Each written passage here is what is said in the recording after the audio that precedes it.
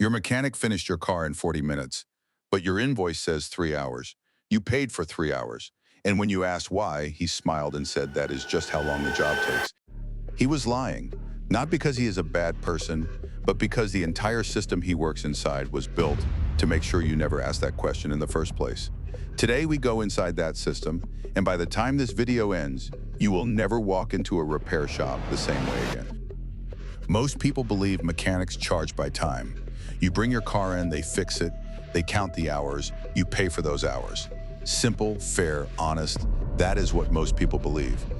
But that is not how any of this works. There's a number sitting between you and your mechanic that you have never seen. A number decided before your car ever pulled into that garage, before any tool touched your engine, before anyone even looked at your problem. That number determines exactly what you will pay. And it has nothing to do with how long your repair actually takes. That number comes from a book. Every repair shop in the country has one. It is called a labor time guide. Inside this book, every single repair job has a fixed time assigned to it. Change the brakes, 1.5 hours. Replace the alternator, 2 hours. Fix the transmission, 6 hours. These numbers were calculated decades ago by manufacturers trying to standardize repair costs. And here's how the system works. Whatever number is in that book, that is what you get charged. Not the actual time your mechanic spent on your car, the book number. So if the book says 3 hours but your mechanic finishes in 40 minutes, you still pay for 3 hours every single time. This system has a name. It is called flat rate. Flat rate was born in the 1950s. Car companies were expanding fast, repair shops were everywhere, and nobody had a consistent way to charge for labor. So manufacturers created the labor time guide to standardize pricing. The idea made sense on paper. A mechanic who works faster than the book gets paid the same as a slower mechanic. Efficiency is rewarded, the shop makes money, the customer pays a predictable price. For mechanics, it sounded like opportunity: work faster than the book, keep the difference, make more money. But nobody told the customer what the book was.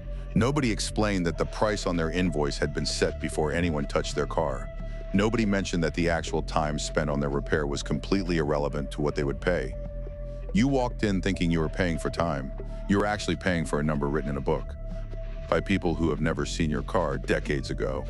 Now here's what nobody talks about. Flat rate does not just affect what you pay, it affects how your car gets fixed. When a mechanic is paid for speed, quality becomes the enemy of income.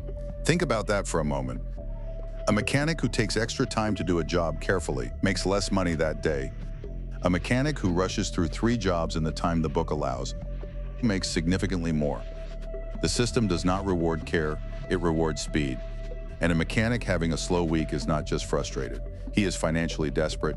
Desperate mechanics find problems faster. They also find problems that do not exist. That is why you bring your car in for a simple oil change and somehow leave with a $1,400 repair list. The service advisor is not always lying to you directly, but the system he operates inside creates the perfect conditions for your wallet to be emptied.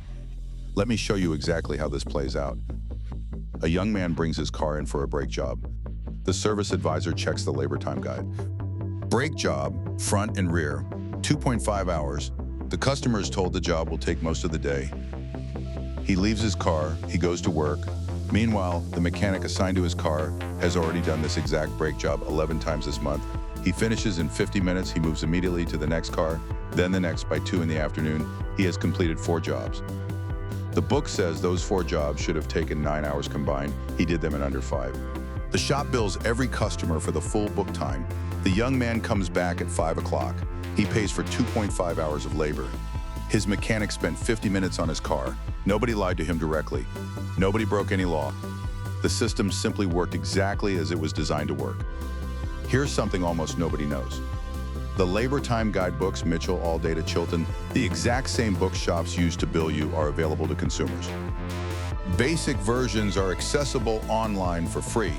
Professional versions cost hundreds of dollars per year. Shops pay thousands per year for full access, but the information exists. The book time for your specific repair on your specific vehicle. You can look it up yourself before you ever walk into a shop. And when you know that number before they quote you, the entire conversation changes. So here's what you do. Before you approve any repair, ask one question. What is the book time for this job on my specific vehicle?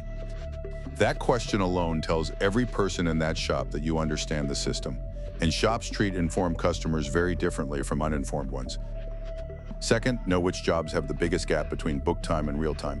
Oil changes, brake jobs, battery replacements, air filter swaps. These are jobs experienced mechanics complete in a fraction of book time. These are the jobs where the gap between what you pay and what was actually done is widest. These are also the jobs most commonly recommended when nothing is actually wrong. For these jobs specifically, get a second opinion or learn to do them yourself. Third, find an independent mechanic who charges by actual time. They exist, they are not in dealerships, they are not in chain repair shops. They are in small independent garages, often with no website, often with a waiting list, because their customers never leave. Ask people you trust who they use. A good independent mechanic is one of the most valuable relationships you will ever build as a car owner. The flat rate system is not going away. It is built into every dealership, every chain repair shop, every franchise service center in the country. The mechanics working inside it are often not villains. Many of them hate the pressure it creates. Many of them got into this work because they genuinely love cars and want to fix them properly. But the system does not care what they want. The system was not built to fix your car properly. The system was not built to give your mechanic dignity. The system was built to extract maximum revenue from the moment your car enters that building to the moment you drive it out. They did not build this system to fix your car faster. They built it to make more money. And now you know, Drive Decoded, Car Knowledge finally decoded. Subscribe before they figure out we are talking about them.